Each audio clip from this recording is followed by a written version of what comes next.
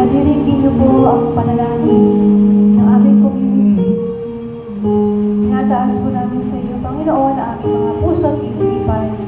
Lord, please take over. Nang sa gayon, Lord, ay patuloy po aming mga gamit, Panginoon. Hindi lamang during nung kami ay nag-gathering, Lord, upang maipadama namin sa aming mga mahal sa buhay kung paano mo tunay na minamahal ang bawat isa sa amin. Tinataas mo namin sa iyo, Panginoon, aming mga sugat, visible man, Lord, or hindi nakikita, lalo na, Lord, yung mga natabunan sa haba ng panahon. Parang awa mo na, Lord, pagalihin mo na kami, Lord, sugat na dala ng aming kasalanan, pati, Lord, yung mga self-inflicted pain, Panginoon. Palayain mo na kami, Panginoon. Palambutin mo, Lord, ang aming mga isipan at puso upang buong-buo ang pagsunod namin sa iyo, Lord, sa lahat ng oras. May nakakakita man o wala, Panginoon.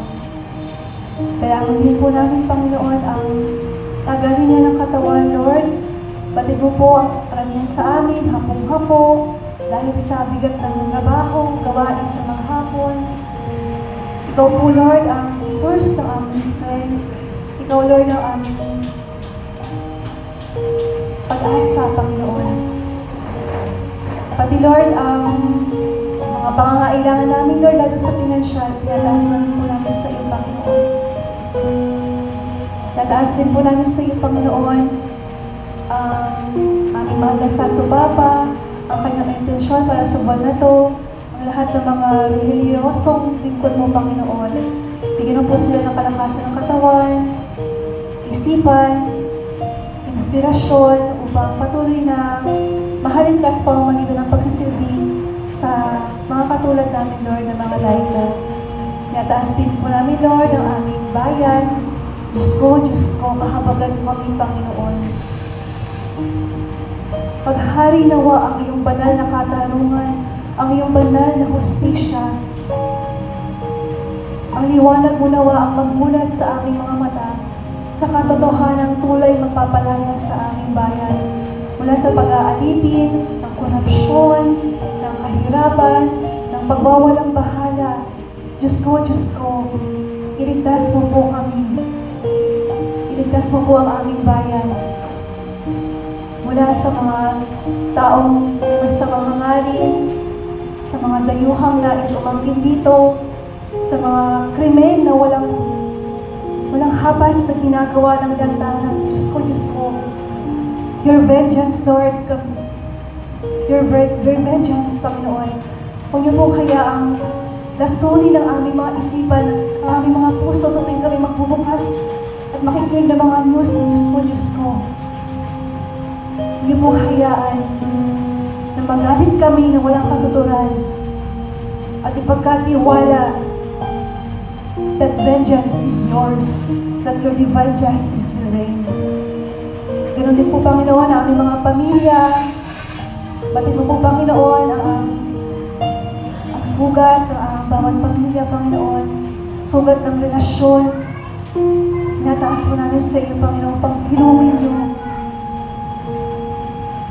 Dalangin din po namin, Panginoon, na itong community, Lord, ay maging bukas na daluyan ng iyong grasya. Hindi ito perfecto, Lord, pero bawat isa dito, Panginoon, may plano ka. Tinatapik mo at ngayon pa ng Panginoon ay pinangangakuan mo na gumagalaw ka na sa aming buhay. Salamat po, Panginoon, sa sandaling ito, Panginoon, na buhay na buhay ka, nagpaparamdam ka sa amin. Sino ba naman kami, Lord? Pero ito, dumaraan ka sa amin ng iyong presensya. Buhay na buhay, pinapaalala mo, ikaw ang bahala. Pinapaalala mo na kami ay magtiwala ng buong-buo sa iyo. Halina, O Espiritu Santo, yakapin mo po kami lalong-lalo na po yung mga nangangailangan, nagtatanong ng presensya mo. Halina o Espiritu Santo, pag-alabin mo ang aming mga puso upang ang aming pananampalataya ay mas lumalim. Halina o Espiritu Santo, manahan ka sa amin.